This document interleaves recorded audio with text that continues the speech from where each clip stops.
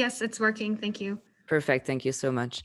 So thank you so much for this warm welcome. I'm very, very excited and proud and honored to be the inaugural speaker for the Women's Health Coalition. I am a strong supporter of feminist causes. And as a neurologist, I became interested in migraine management very early in my career. And so now I'm working, because migraine affect more women than men, I do work with mostly with women. So I will just share my screen now. All right, so we're ready to go. So thank you everyone to be here for this overview of the management of migraine with a focus on hormonal aspects. I heard that there was maybe a mixed audience of patients and healthcare providers. I hope there's going to be a bit for everyone today. I do work with different stakeholders, including the pharmaceutical industry, and I also serve as president of Canadian Headache Society and Migraine Canada, which I'm very excited to say that was a partner with Women's Health Coalitions also since the very beginning. So our objectives today, or over the next 40 minutes or so, we'll talk about the burden of migraine. And if you live with migraine, or maybe you know someone who lives with migraine, this may be familiar to you, but it is really a stigmatized disorder. So I wanted to show some data about this. And then we'll talk more specifically, I'll give an overview of the management of migraine, and then a bit of a more of a focus on menstrual migraine with some notes also of migraine during pregnancy. And then we'll talk about access to treatment, which is a key issue in migraine and headache disorders in general, and provide some guidance on how to access care and to make the best of your collaborations with healthcare providers. So here's my favorite doctor, Dr. House, right? With this very friendly and compassionate face that he has. And this is really to illustrate that migraine has been for a very long time, I dare say many centuries, a stigmatized problem. If you want to dig deeper in that, I strongly suggest this excellent book, Not Tonight, I Have a Headache, by Professor Joanna Kempner. And so the problem with migraine, the key of the root of all things, is that it is an invisible disease. It is a chemical and electrical problem in the brain. And because nothing is seen on CT scans or MRIs, well, the quick assumption of many stakeholders is that people are just making it up. And because it is a disorder affecting more women, of course, this has linked with other stigma affecting women. And so I've heard terrible things during my practice. I think things are changing, luckily. But I've heard, oh, migraine is like people don't want to work, so they use that as a pretext.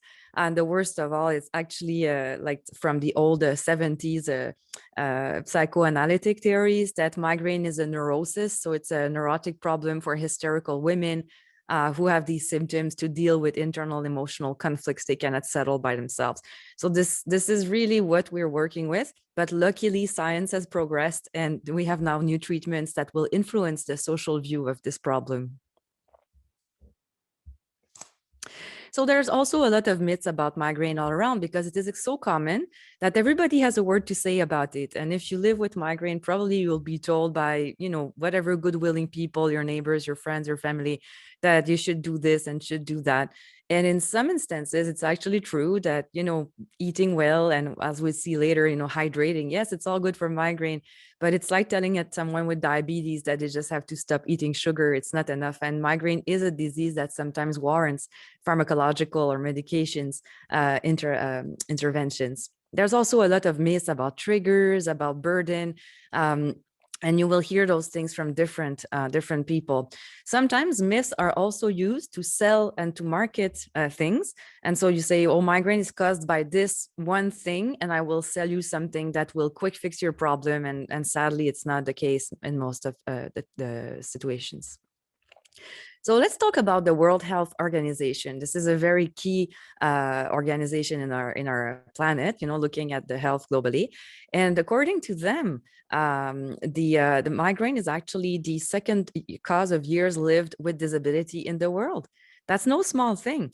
And it's actually the first cause of years lived with disability in the world under 50 years old. And even more, if you look at women, it's particularly noticeable. It's estimated that 11% of the globe lives with migraine at different degrees, and 1 or 2% of the population lives with chronic migraine, which is having 15 plus days of headache and migraine per month. This is an extremely disabling condition, as we will see, and 1 or 2% is actually a lot of people in Canada.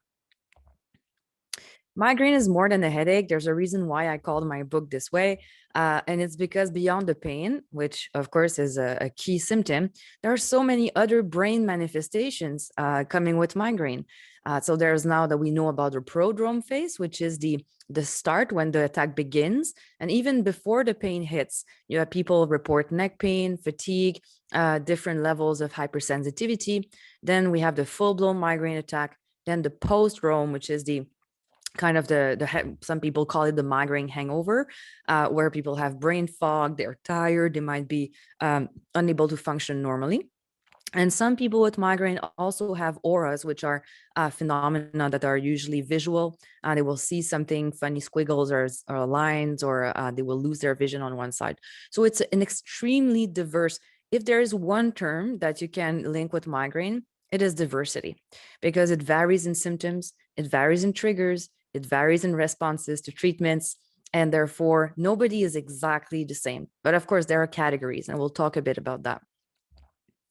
So when we look at all the migraine symptoms, I really want to emphasize this, because it's not disabling only because of the pain, like back pain or knee pain. It is also brain symptoms that might slow people down. So if you have dizziness and vestibular migraine, you cannot stand, or you cannot drive, or you cannot look at a computer.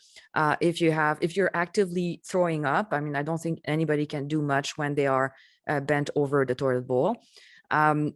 The brain fog is something that we see and we hear about a lot. And of course, if smells and sounds and lights are just superbly bothersome for you, how can you actually achieve your tasks at home or at work? The attacks are recurrent, their frequency varies. So migraine can be, infrequent. The vast majority of people with migraine actually live with a few attacks per month or even per year. And that's why it has this reputation of being a benign problem. But for some people with migraine, and actually close to 10-15% of them, attacks are frequent, and they are 2 days per week or more. So that's what we call frequent episodic. And if you reach the bar of 50% of your time, which is 15 days and more, we call that chronic migraine.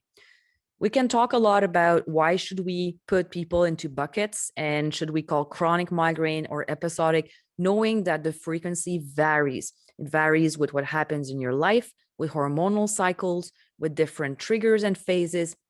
And so it's not like those buckets are actually absolute. People will oscillate over months between those different frequencies.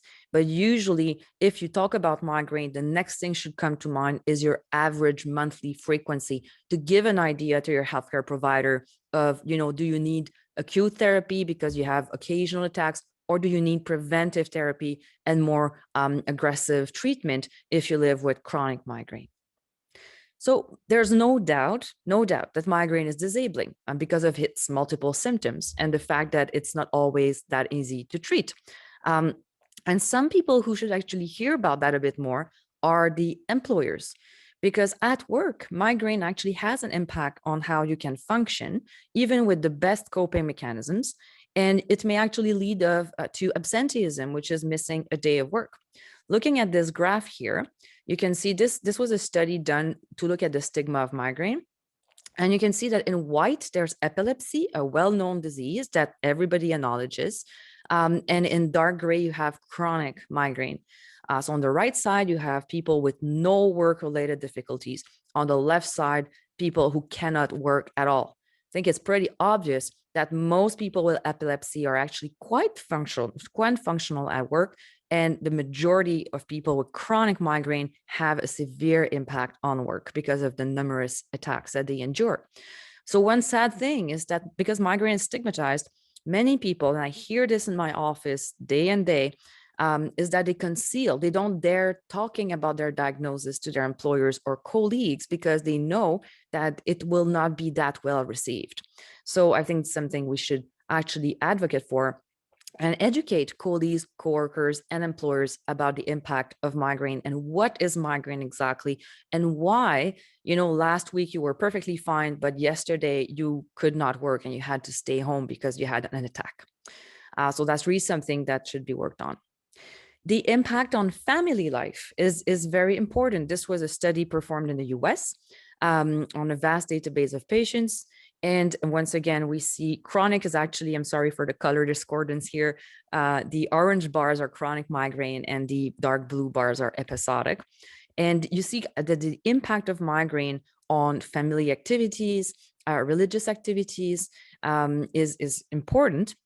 And even worse is that some patients with migraine, actually, many of them say that their partner do not understand what migraine is, and sometimes even questions that there is a medical problem going on. And I've heard that once again in my office quite often, oh, my partner does not understand why I have to stay in bed, why I'm asking him or her to pick my children up after work because I could not do it. And then patients are also worried about their financial stability because of migraine, in part because it has such an impact on their career development and opportunities. Some facts about chronic migraine. We'll focus on chronic and then talk about the hormonal aspect. So many people say that they have a chronic daily headache. That's a symptom. It's not a diagnosis.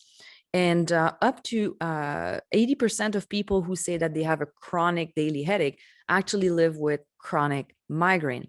That's 1 to 2% of the population. That's around 500,000 Canadians, and 80% are women. There are many reasons for this. Of course, the famous hormones, but also just in brain mechanisms, women differ from men on certain aspects. Up to 80% of them have never been diagnosed. So how do you want to treat something if it's not yet diagnosed? So there's really a lot of work to do to explain what chronic migraine is and how it should be managed. And then once you have a diagnosis, then you can move to a proper therapeutic plan and start living your life better. Because chronic migraine has, I showed some data, I'll just show a bit more. But chronic migraine is really the more severe part of the migraine spectrum. And these people living with this problem are likely to get depressed and anxious in both sides, because you have migraine, your mood suffers. And if you are depressed and anxious, then your migraine gets worse. Other chronic pains, impact on work.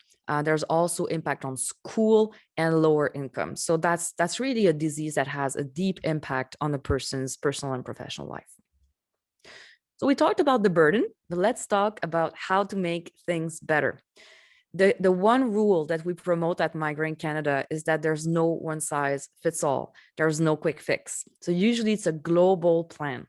And this plan should always start with the adaptation of the lifestyle and healthy, protective behaviors for brain health in general. Since migraine is a disorder of the brain, it makes a lot of sense to protect your brain and put it in a good place. I will not go deep into this today. That's not the topic, but usually we use the SEEDS acronym and we work on different aspects on lifestyle to lower migraine frequency as much as possible and also decrease the trigger load. Then we want to treat the attacks and use prevention to decrease the frequency of migraine. This is the very start of things. And I can tell you, many GPs actually don't necessarily propose these interventions in that format. And many of my patients come to me, and for them, that is not yet completely clear. So we have to start with the basics and just on how do you structure a plan for migraine before you go into the details. So that's really how it's done. I want to say a few words about acute therapies. Because that's one place where really the big problem has been opioid use. So Tylenol 3s, Tylenol codeine, different analgesics. I see a lot of patients who they have been going on with some over-the-counter medications. They never had a chance to try a triptan, which really everybody with disabling migraine attacks should have a triptan and probably many different triptan trials to optimize their care. And so it really depends. So some people can be treated with over-the-counter, but a lot of them actually will need prescription anti-inflammatories and triptans. And sometimes, well, I have patients who need combinations. They need special things like injections, suppositories, nasal sprays, different tailored approaches. So there's a lot that we can do to optimize acute therapy. The one thing that should not be done, and I'll say this specifically to people in Alberta, in Quebec, where I live at present time and I come from, triptans are covered. They are covered by our public healthcare system. And so anybody can have access to them. In Alberta, Blue Cross does not actually reimburse triptans easily. And so I've never seen that many people who could not access triptans. The sad thing is that then they end up on Tylenol 3s, which lead to medication overuse, headache, and so on. So I think there are things to do to improve access to care in that direction, particularly in Alberta. Prevention.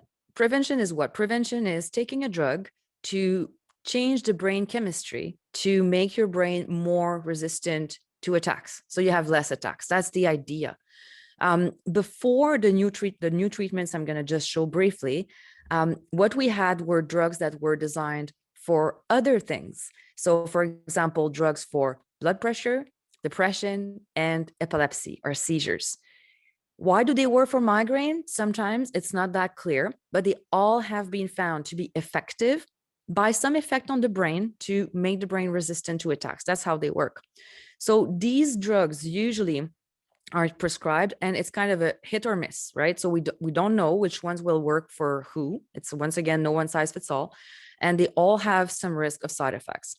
Those are the Canadian guidelines. And I think if you are a healthcare provider, you're maybe familiar with these. So we usually will try things like topiramate, beta blockers, so propranolol, metoprolol, nadolol, amitriptyline, which is an old antidepressant, works sometimes very well for migraine, but does come with side effects.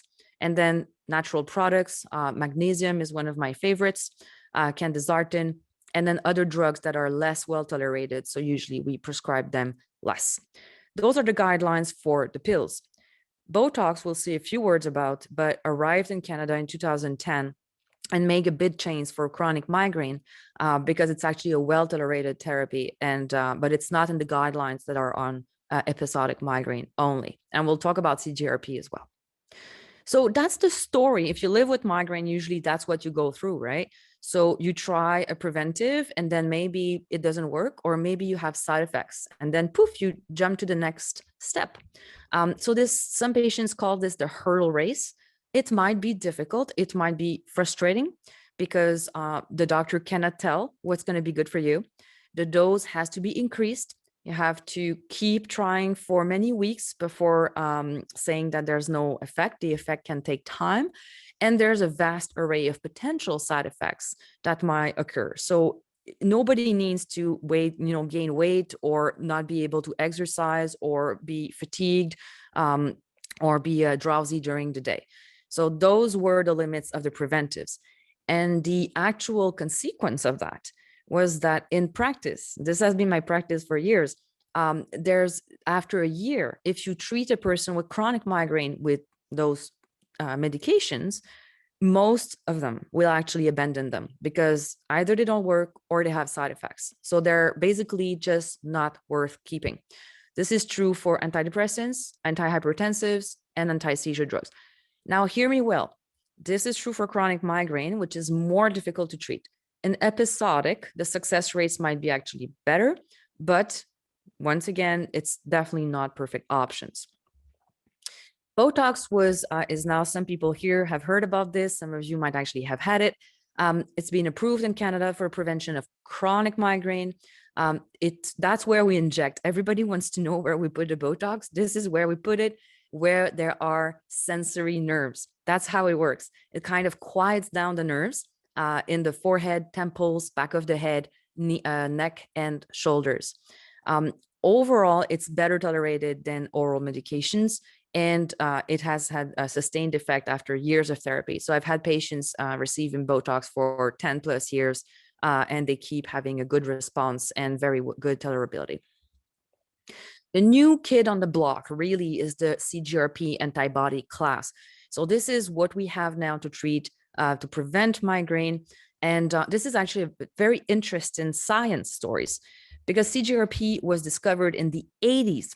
And then somehow it was discovered because it has a role in blood vessels. Some scientists said, well, migraine is related to blood vessels. Why don't we look at CGRP in migraine? And it was found that CGRP plays a big role in migraine. It's not the only thing, it's part of the game, but it's actually a key player. And so if you target CGRP to treat migraine, you might actually treat the attack or prevent migraine. So it goes in both categories. CGRP antibodies, you might have heard about them. I usually don't mention brand names, but you might have heard these. So just to be clear, Aimovig, Emgality, Ajovy, and soon Vyepti are 4 new options for people with migraine. And those are all injectables or IV. They are given usually monthly, and they have actually very good response rates with better tolerability. So that's the key point of this class. They are the first category of treatments that actually is based on science and not serendipity. Some people don't like daily pills, so the injectables are good. They do not interact with other pills and other medications. They have been studied up to 65 years old, and they are better tolerated than the oral medications, though some patients have side effects. Nothing's perfect. So this is really kind of the new class. You will hear about them, and I think this is really a game changer in migraine therapy. All right, so now let's switch to the hormonal part of migraine management. So many myths out there, so many. What do we hear? You're going to be cured after menopause. That's actually not completely true, right? You're going to get better with pregnancy. That's true for certain women, not all. Let's start in childhood. Yes, usually in the adulthood, women are more affected, but in childhood, boys and girls are equally affected. 10% of kids have migraine. And some people think it's impossible that kids do not get migraines. It's absolutely possible. If you have children and if you know someone with a kid with migraine, they have attacks where they cannot do anything, they lie down, they're pale. So that's definitely a truth of migraine, that kids get them, and boys and girls equally. Then when the menstrual cycles occur in teen girls, then the migraine prevalence increases. And that's where during the fertile period, women are more affected. Some women are very sensitive to hormonal cycles. Not all of them. And actually, I'm not even sure that the majority of women. So some women are not sensitive to hormones at all. This is part of the migraine diversity. And that's why not all women improve with pregnancy and not all women improve with menopause. The phase before menopause, perimenopause, is usually a very difficult time for the woman with migraine. For bodily reasons, physiology reasons and hormonal changes and instability of the cycles, but also because most of the time you're at the end of your 40s, you have kids, sometimes you have elderly parents to take care of, there's a job, there's a huge mental load that women have to deal with. And my personal take on this is that it does play a role. White migraine is actually more active in the 40s. What is menstrual migraine? So what's the definition of it? A lot of women will associate their migraines with their period, but we have to be clear. It's -2 days to +3 days after the first day of bleeding. This is kind of this time where the migraine is said to be associated with the period per se. Now, a small amount of people, of women with migraine, 10% only, have only migraine with their periods. And we call that pure menstrual migraine. The more common scenario is menstrually related migraine, MRM. So that's having more migraines during the period time, more likely, but also other attacks in the rest of the month. So that's actually the more common scenario that we see. When we deal with this, we need a headache diary. And this is something that's part of migraine management. And it's very helpful to track this and to have a look at the link between your migraines and periods or any other trigger you want to look at. It is true. And if you go on patient forums, you will see this, the attacks with my periods are worse. This is supported by abundant scientific evidence. Why? So what's the problem here is that during the periods, just before, estrogen actually drops. And this is the key factor why menstrual migraines are worse and more difficult to treat. But there are other chemical things that play a role: serotonin, prostaglandins, that are things that play a role in inflammation, a decrease in magnesium and iron stores. All of this explains why menstrual migraines are worse, they're more severe, they're more difficult to treat, there's more migraine symptoms with them, and they can last multiple days in a row. So that's really a difficult situation. Now, what can we do for menstrual migraine? And I think that I cannot go in depth in all of these aspects, but if you are a patient, you can definitely discuss this with your healthcare provider. And if you are a healthcare provider, there are multiple articles about this. The diary is number one, just to say, what's going on exactly with these migraines? How related are they to the period? Use a triptan and NSAID combination. Sometimes those attacks are worse, so they need a stronger combo. There's the mini prevention. That's a bridge. That's kind of a little patch. So you say, okay, I'm at risk during those 5 to 7 days. So every day I'm going to use like a little protection to make sure that the migraine doesn't occur. That can be done with long-acting triptans, like Frova-triptan or Nara-triptan, and NSAIDs like naproxen. So to do this, you need to have really only menstrual migraine, because if not, you're probably better with just global prevention to act on the whole thing. Hormonal approaches, taking the pill every day with no break, is a common approach. It's not that well supported by literature. And believe me, there's one thing I've learned in my practice. I wish it was otherwise. I wish things were easy and predictable. The world of contraception and migraine is complicated, and usually you never know what's going to happen when you start a contraception in a person with migraine, in a woman with migraine. It can go either way. It can get better, it can get worse, it can have no change. So hormonal approaches can be tried, but once again, follow the diary and look at the effect of what we're doing, because sometimes the effect is not the one that you expected. So always monitor the impact of your interventions. Few words about pregnancy. So pregnancy, it is true that a majority of women will get better. I mean, actually, probably close to 70% of them. You can see here between 40 and 80% of women will get better with pregnancy. And this is particularly during the second and third trimester, when the hormonal levels are stable. The first trimester is often a mess, but that's, nausea, fatigue, and so on. But second and third are usually better. And some women will actually get so much better. I've had patients decide to have another kid because pregnancy was so great for their migraines. And this is just a little anecdote. But some women will deteriorate. And I think we need to be aware of that. And some women will actually have their first visual aura, the squiggly lines or the dots or the flashy lights with loss of vision during their pregnancy. And this is a well-known phenomenon, and usually will be managed and evaluated in neurology. I don't want to go into details about options, because treatments during pregnancy is a very, very sensitive topic. It's a discussion about risk management. A majority of women will decide to go drug-free as much as possible during pregnancy. A majority of healthcare providers will also want to take that route, which is perfectly fine. But some women have attacks that are so difficult that they may lead to ER visits, dehydration, and a risk even for the fetus. And so in those situations, treatment is warranted, and there are options for these women. So usually we will consider basic things like acetaminophen, but acetaminophen does not work very well for migraine. So some women will require drugs for nausea, even triptans, and sometimes a very low dose codeine. So this is something that should be discussed with healthcare providers. And here you have the old FDA classification as a guide if you are a healthcare provider. So what do you do practically? Okay, so you really boost your protective behaviors, non-pharmacological approaches. You learn meditation, you practice cardiac coherence, you can do biofeedback.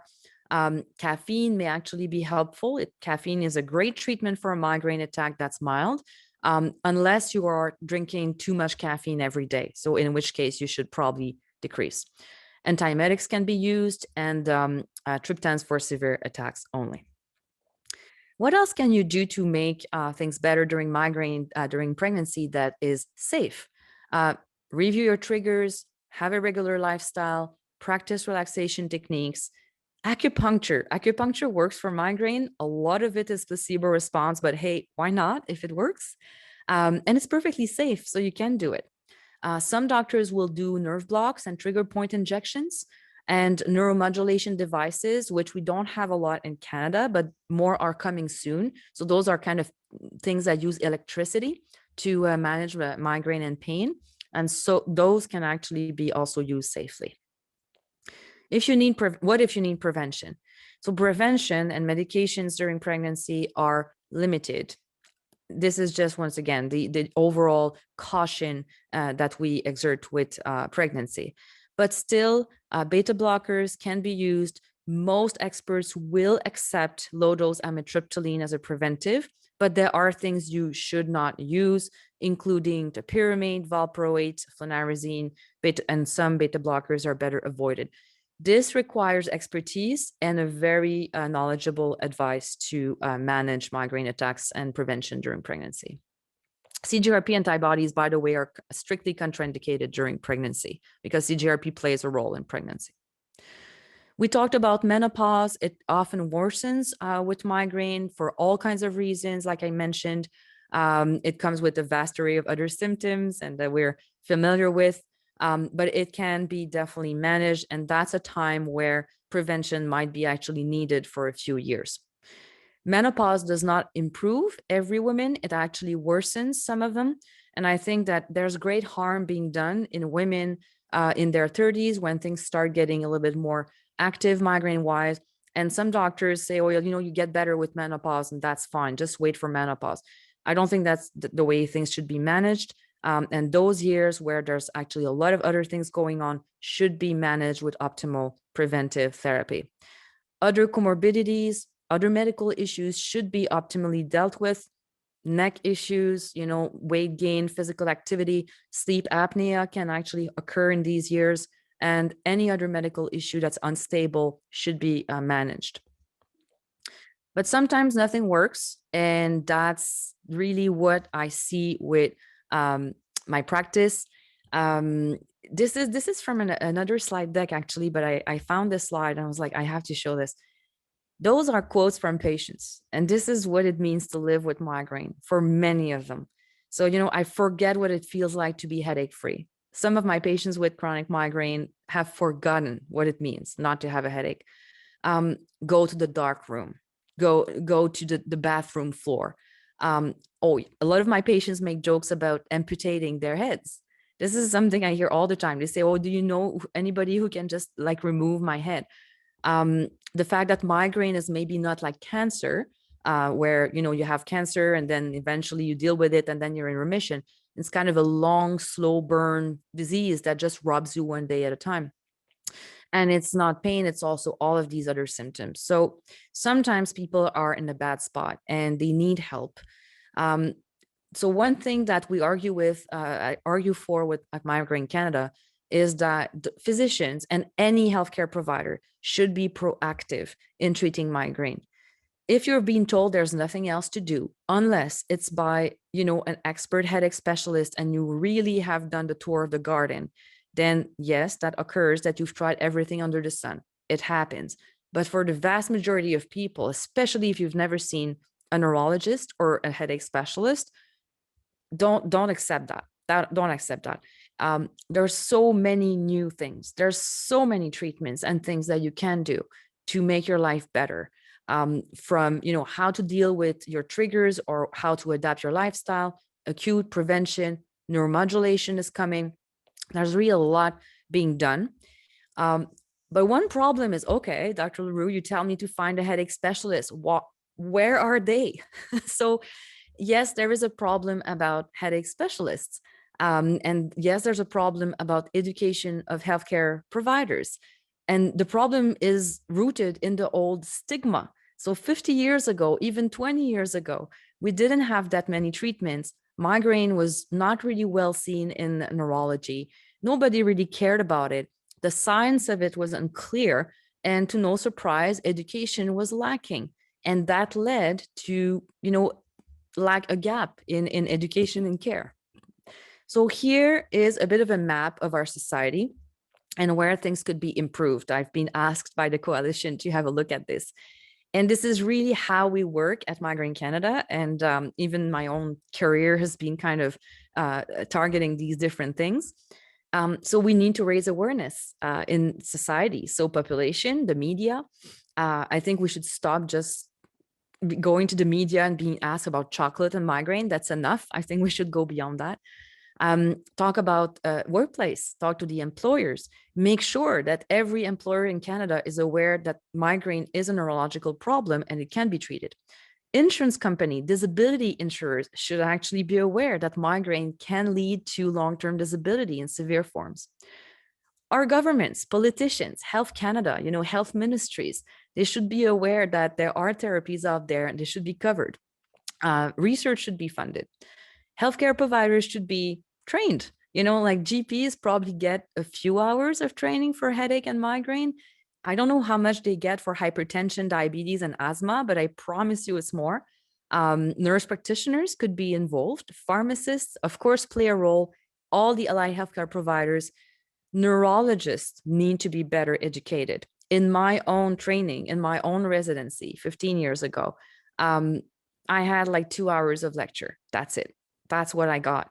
And if I hadn't decided myself to get the training, I would not know a lot about migraine today. So we need to make that better. And finally, we need to improve access to the different treatments that might be coverage, procedures, multidisciplinary care. So here are two initiatives that I want to close on. So CME, so that's continuous medical education. If you are a patient, if you're a healthcare provider, just stay tuned. This is going to be launched in June. It's going to be a full-fledged CME program for GPs and NPs to manage migraine, French, English, fully accredited. So I'm working actively on that with a great team at the Canadian Headache Society. And Migraine Canada, a little world of what we're doing. We really want to work on things that matter. We are still developing. So there's a lot of things that we have to do to structure, but we work on different projects, and I'll show you some examples. Our website has a resource that's called the Migraine Tree to guide people in migraine therapy. We do partner with the Canadian Headache Society. We have an app for headache diary. I do recommend. It's called Canadian Migraine Tracker. We do webinars on a regular basis. If you follow our website, you will see them.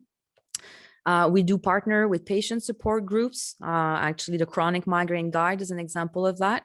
And they have been supporting this kind of do not be told that there's nothing else to do. We do contribute to healthcare technology assessment like CADF and INES in Quebec. We have a Facebook. We are going to host actually with the Pain Society of Alberta, a great event on May 14th. Mark the date. It's going to be a full, I think it's 5 hours on how to manage migraine in detail with experts, a headache clinic locator to find experts, and podcast PDFs and more. So I'll stop talking. I'll take your questions. Visit our website, like us on Facebook, and thank you again for the nice invitation. I hope this was interesting for you all. Thanks, Dr. Leroux. Yeah, I know I've learned a lot, and I'm sure all of the participants today have as well. Just a reminder, the presentation has been recorded, and we will be making that available through the WHC website. We're opening things up to questions. If you'd like to post your questions into the chat function, just use the drop down in that chat area to send your questions directly to the WHC. You'll see that as a selection near the top. While you're doing that, I think we'll start with WHC Chair Carmen, who has a question to kick off the Q&A portion of this morning. We have about 15 minutes. So go ahead, Carmen. Thank you, Dr. Leroux. I couldn't stop taking notes because you've given me so much to think about and already identified some things that I think the Women's Health Coalition can work on. My question to you this morning, though, is if we had to choose one thing, or rather the first thing that the Women's Health Coalition could advocate for on behalf of women experiencing migraines, what should that one thing be in my next conversation with government? Carmen, that's a great question. I would say for education of the healthcare providers, that's a key thing. Educating healthcare providers and making sure that at the residency level, not after, residents in family medicine are exposed to headache training and read the guidelines and get the proper training. So they're all at the same level, because later on, they can attend webinars and things, but those are the converted. We preach to the converted. We want every GP to have a proper education and nurse practitioner. At the government level, I don't know the structure of the governments that well yet. So I think just changing the view of what migraine is. It would be great that I don't know, maybe we could work on that together and have some little primer on migraine for them, just to change this view that migraine is not a serious condition. And so I'm sure we can partner to have a 2-pager about this, or a video or something basic that any politician could look at. And the same should apply to major employers, human resources people, just to break that vision about migraine being, fake or not serious or impossible to treat. And that's the first step, is to change this vision of migraine. Michael, do you mind if I just do a follow-up question to that? Go ahead. There you go.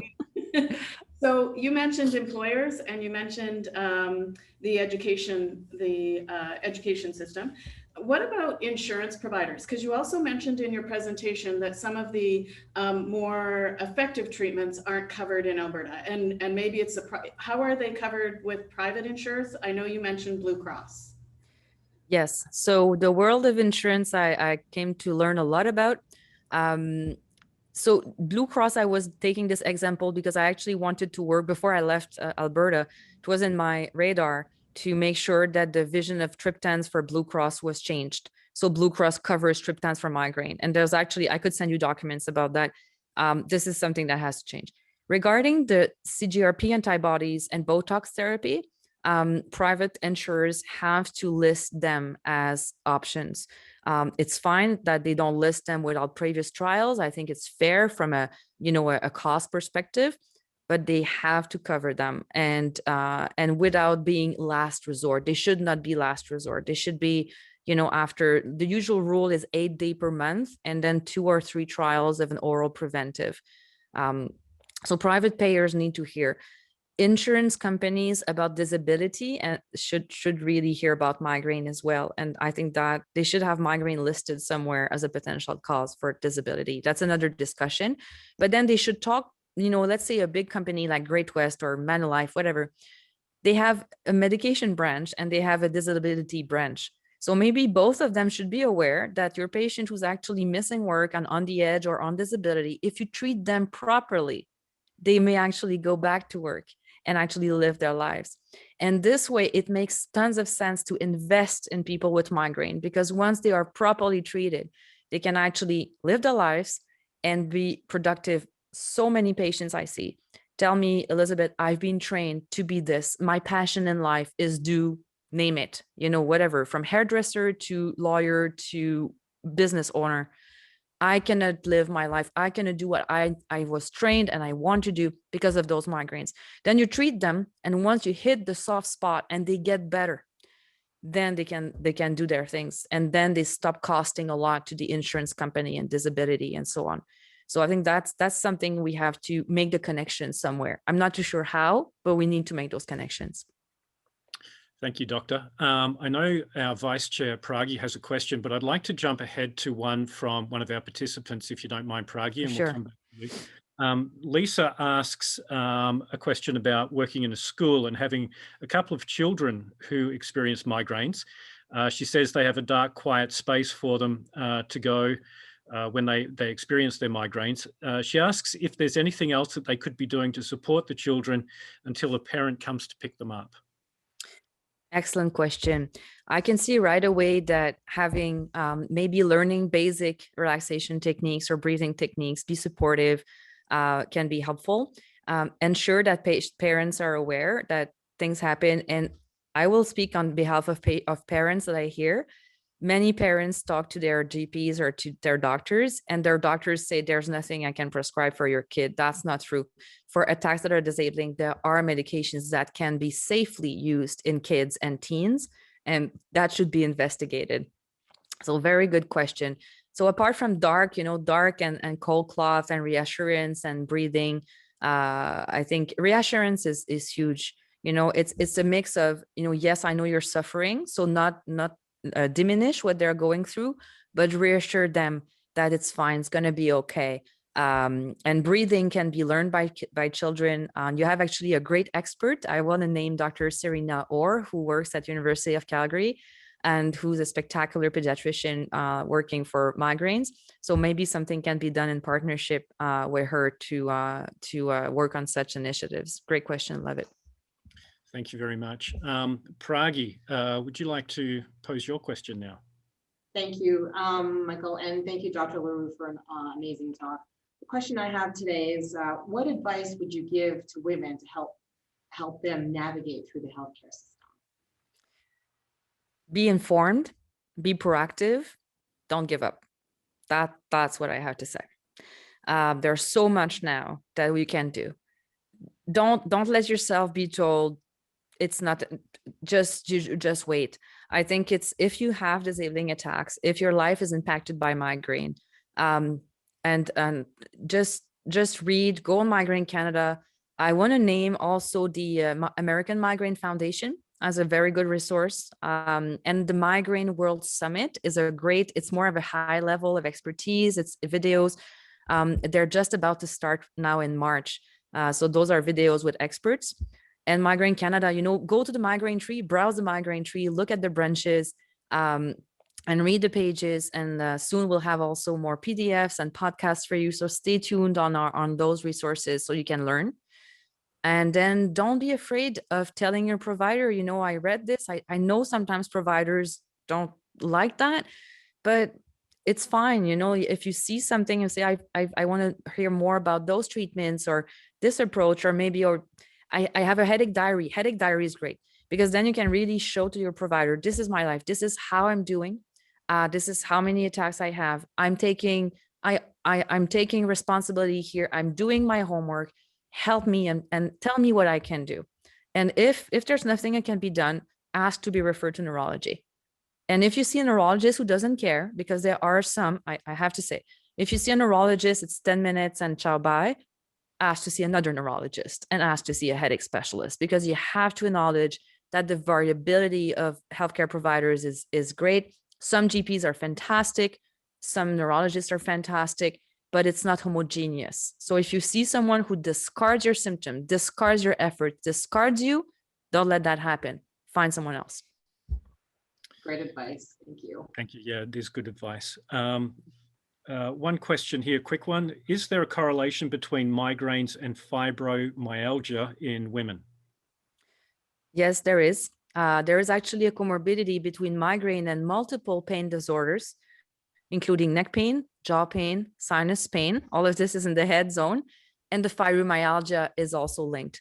So yes, pain disorders are known to be interacted. And to be fair, once you turn on your pain centers in the brain, not you turn them, they turn themselves on, but often there's actually things that you can do that will help with all of this exercise, meditation, and so on. I want to say, I know it's frustrating to be told, exercise, how do I do that? I want to say one thing I discovered is kinesiology. If you don't know how to do physical activity, kinesiologists know, they can help you. And a lot of them are actually trained now for pain and mental health and physical disorders. So you don't learn piano all by yourself at home. So why should you know how to train if you live with chronic pain? Seek help and start slow and go progressively and maintain. And that can really make a difference. I have a lot of patients who told me it took time, but it really saved their health over the long term. Good. 7 minutes to go. So please keep sending your questions in. We do have a few more to get through. One here, do you have anything new on ocular migraines? Yes, so that term is a term that I hear a lot in the population. It can relate usually to migraine with visual aura, which is what I was referring to. So the aura is this kind of episode that lasts usually 5 to 60 minutes, squiggly lines and or distorted vision or loss of vision or dark spot or shiny spots. There's a lot. If you actually Google aura, if you look on our Migraine Canada website, you say aura and you'll see a full page about that. So that's the most common form of aura. Sometimes people talk about something very rare called retinal migraine, which is kind of an aura in one eye only.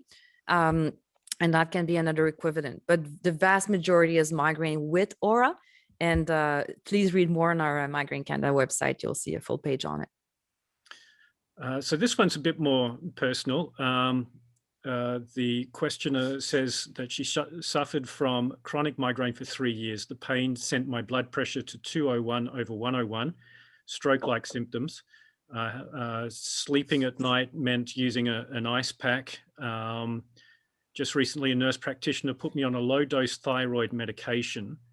It's making a big difference. And the issue began postmenopausal. Do you have any similar experiences where TSH might also have been an unrecognized issue?